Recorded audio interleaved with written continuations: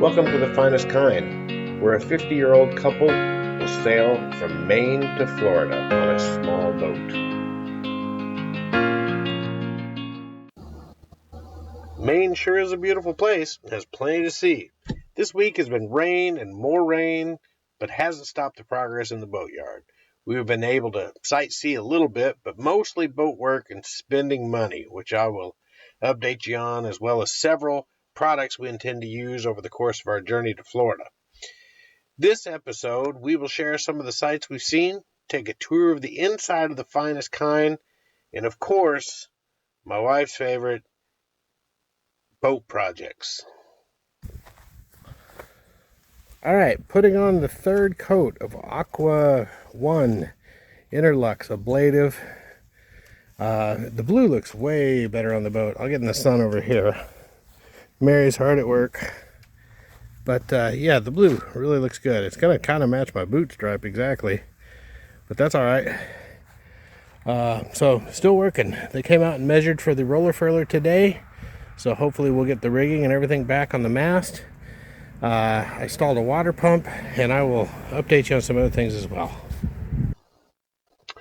Later in the video, I'll show you what this is, but I have to make a new hatch for my new engine. Again, in the later when I do the tour of the boat, you'll see this, but obviously they cut it out, and man, rain just goes right down in there. So that's one.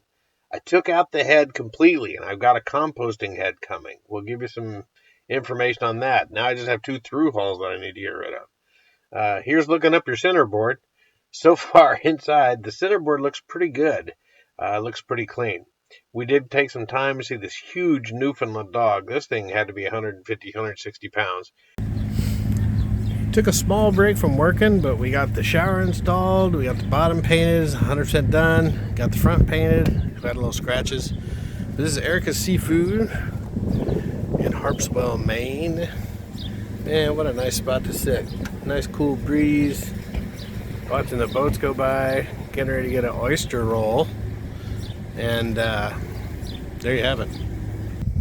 You know, this is about 2 o'clock in the afternoon, and the fog just started rolling in. Now that's Maine for you right there. And by 2:30, man, it was thick. That was a sight to see. So let's get down to the money part. This is what I always want to see when I watch videos. They always tell you certain things, but I'm going to give you everything here. So, boat parts. Now, not counting, I don't know if I told you the last one, we bought a new trailer. When we pulled into the boatyard here, our other one was bad. So we bought a new trailer with 44 rollers, and you wouldn't even believe it. That was $10,000. That is something we didn't expect, but it's something that I am not going to worry about, and it'll be very easy to put my boat on the trailer from now on. So that was huge. But the last, this is from the last 8 days, really. We have bought Navionics charts. That was $151. All kind of like painting supplies. That was $62. We bought a composting head for $470. With lots of things on Amazon. We had to do a NMEA to Ray Marine adapter so I could get the chart plotter talking to the autopilot. We have the Bougie RV 12-volt fridge on its way. And again, I'll update you on this. I tell you that several times in this video. We had to get gear oil. The fans that we put in the boat, that's $220. It doesn't feel like it, but that's what it is. Rigging, $1,271. Again, Maine Marine Rigging. They did a really good job. Nice people. We bought a dinghy. And we got the safety flares, and we got a throwable, and we got an air horn. That all is $1,089. And then we bought that Henkai 3.6 horsepower outboard. I will update you on that as well. That was $284. So, all in all, this weekend, let's go boat parts. We've got about $3,896. We still have the roller furler to go, and we still have the boatyard costs. But after that, I'm hoping nothing. Our goal for tomorrow is a no spending money day. Let's see if that works. Food. We've definitely been doing some eating out. And we've, been to buying certain things for the boat. A little bit of food here and there. That was $165. We stayed in a hotel. Our hotel days, I think, are over. We're on the boat. So that was $235. And then we had to get ice for the ice chest and also truck fuel. Truck fuel gets up there as well.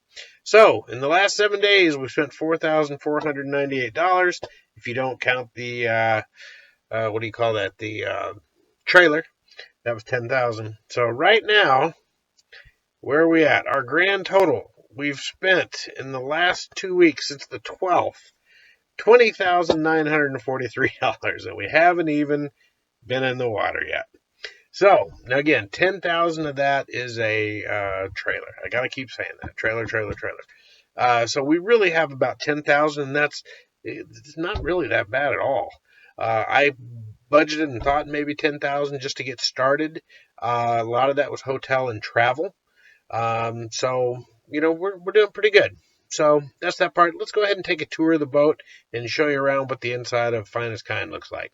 Okay, some of you requested on the last video to see the inside. So, man, we're a mess, but I'm going to do it anyway. I'll show you reality. We are in day... what are we? We got here last Friday, but we are boat yarding it. So we're living in the boat at the boatyard right now. Enough of the hotels. That's a big expense. But this is the V-berth, and we have slept in it the last couple of nights. And to be honest with you, don't necessarily prefer it. I'll show you what our alternative is now. But in the V-berth, what we've done so far, in the side hatches here, this is where we're keeping all our clothes. That seems to be the clothes locker right now. Of course, there's the anchor locker, but that's where we're storing it. The last additions here are, I can turn on the light.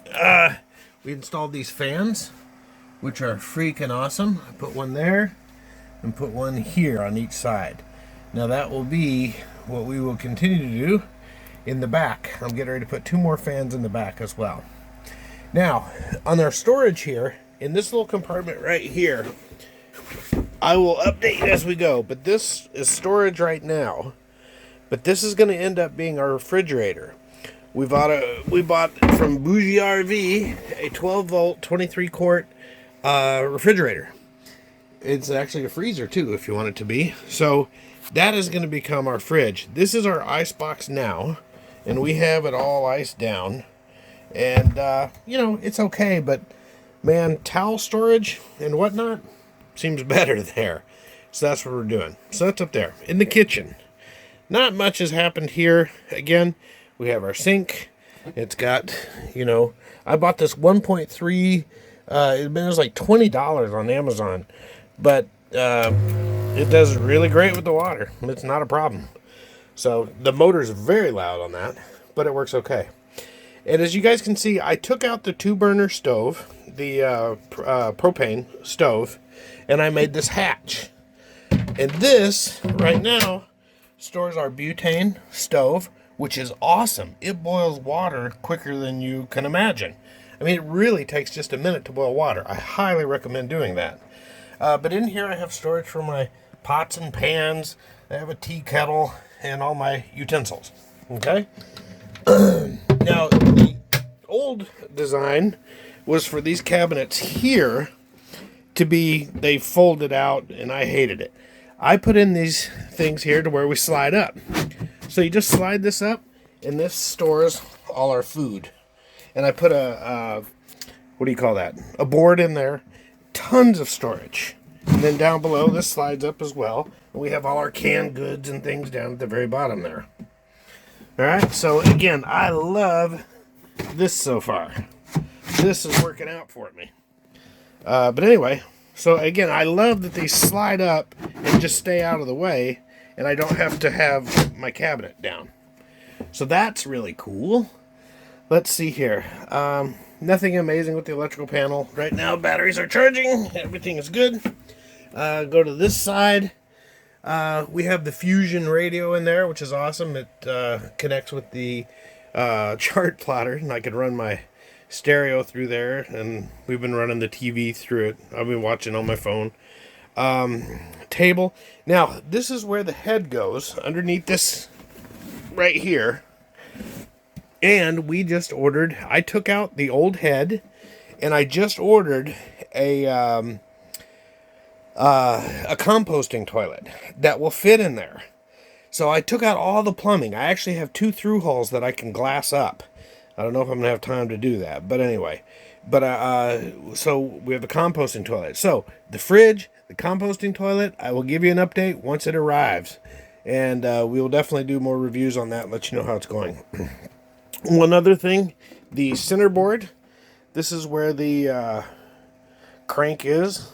Now, I did notice, I looked in there, and there's absolutely zero. I mean, there's not much oil in there. It should be filled halfway across the case, thanks to Michael DeGenerakis. He's a owner in Seattle, and he has contacted them and found out this mobile SHC seems to be the oil. So I just got that. It's circulating in gear oil. So I'm getting ready to put that in, and hopefully that helps with the cranking, because the cranking is very difficult. Okay, so that's pretty much the forward cabin, man. Oh, yeah, that's pretty much it. So down, if we go in the cockpit right now, I have the full enclosure on. It has rained every single freaking day. Oh, it is like, I mean, it won't stop raining. I thought, when you look at the averages, it's supposed to be only 7 days rain. Well, every day we've been here, it's rained, which has been kind of a pain in the butt. It's muddy, it's gross, whatever, man. It is what it is. But we are surviving. So, but one of the first things I did when I got here was to install the autopilot. Okay, so the head's over here. So again, I have the Vulcan 7 chart plotter, and I just got the charts for that. And I have the Raymarine EV100. So hopefully we'll get in the water and we can calibrate that. Be good to go. Okay? Other than that, man, that's it. Now, here's what we've done for... Oh, I also installed a shower. So I have a 2-gallon per minute pump, and I have a shower here in the cockpit now. So we just pull this out, and we're good to go for shower. Like that. Let's see here. I think the pump's on. Let's see. But the shower, working pretty good. So anyway, that'll be nice once we get going. I still have a lot of RV antifreeze in the tanks, which we got to kind of get out. Stuff's not terrible, but it kind of stinks and feels sticky if you do that. But I do have a shower now for in here. I have 3 projects left to get out of here. I have a roller furler that has been on order and is supposedly showing up this week. And once I get that, I can step the mast. I also bought all new rigging. So every bit of rigging is brand new on this boat, which the guys at Maine Marine Rigging, awesome people, did a great job, really quick turnaround, very nicely done. So once that comes in, we can put up the mast. The next thing is a stupid hatch. Again, I took out the YSM8 and I have the 1GM10. Now for the 1GM10 to fit, they had to cut out that section. So we are building 3.5 inches up. So my hatch is actually going to be about going to be about 3.5 inches taller than what it used to be. Now, I do like that because these cockpit drains do not drain a lot. It'll actually hold more water, but I've got to get that done so water just doesn't drain in the engine compartment. So as I said, the V-berth was not comfortable. So check this out. We made this whole back a bed. Tonight will be our first night sleeping in it, but I think we have a lot of room now. What I did is I put some cleats on the side, in between on each side, and I put a couple of boards in there, which I can take out and put underneath and store. And hopefully this will be much more comfy than what we had. Again, the first night was really not good. But there's been a couple nights that have been okay. The B-berth is just a little tight. So hopefully this big, huge bed will be good. So again, so the 3 things, I have the mast to put up, I have this hatch to fix, and the last thing is getting a new cutlass bearing. Now, one thing that's weird on the Parker Dawson so far, we can't find any set screws. So they may have to yank it out and put it in. I don't know. We're going to have to figure that out. But that is the tour of the boat and how we're living right now on the hard. And the reason why they call it on the hard isn't because it's land, because man, it's hard living. You have to go down the ladder to go to the bathroom. You have to go to the local, what do you call that? The local community center to take a shower, which actually has been very nice. They do have one down the road here, and that's been nice. But that's what we're doing with Parker Dawson, number 304. My hope is, man, if a miracle happens, we'll splash Friday. Man, I hope we're not spending July 4th here. But we're not quite, again, Friday will be 2 weeks. We're not quite 2 weeks just yet. But everything is looking pretty shipshape. Everything is pretty impressive. I'm pretty excited to get in the water. But so that's the tour of the inside of the boat. That's what life's going to be like on 26 feet. Hopefully we can get some sailing pictures pretty darn soon. Oh, by the way, we also bought a dinghy. So the dinghy is out, well, let's see here, is out on the front in a bag. I don't know if you can see just the little bag there. But here we are, by the way. This is Finest Kind Boatyard. By the way, 2 boats up there is Ruth Avery. That's the guy on YouTube that sails up in Maine. He's been all everywhere. He's headed up to Nova Scotia, but he has a YouTube channel as well. I'll have to get the name of it, I forget. But he's got all kinds of videos. Finest Kind Boatyard, I tell you what, it is awesome. It is one of the last do-it-yourselfs. It's a very clean yard. I mean, most of them are really dusty. This one's pretty good. They're very helpful. You know, they've done well in basically kind of guiding me, saying, hey, you know, here's, go do it. I could have them do it and spend money, but they kind of tell me what to do, and I'm getting it done, and that's been really helpful. But man, I can't say enough. This is a great place. Finest Kind Boatyard. It just happens to be the same name as my boat. But they've done a really good job at the boatyard here. Highly recommended. So, by the way, that Spindrift right here, we'll zoom in a little bit. That boat's for sale. He wants about 70-something thousand for it. He's taken it to across the Atlantic to Turkey and everywhere else. And older guy, they've had it forever. Kind of a neat boat. But anyway, so that is the boatyard. Again, the dinghy, I've got a motor coming. I bought a really cheap $200 3.6 horsepower Hangeki. Man, we'll see what happens. I did not want to spend $500-700 on a motor. I spent $800 on the dinghy. Man, we'll update you on that as well. So that's where we're at. That's the update for this week.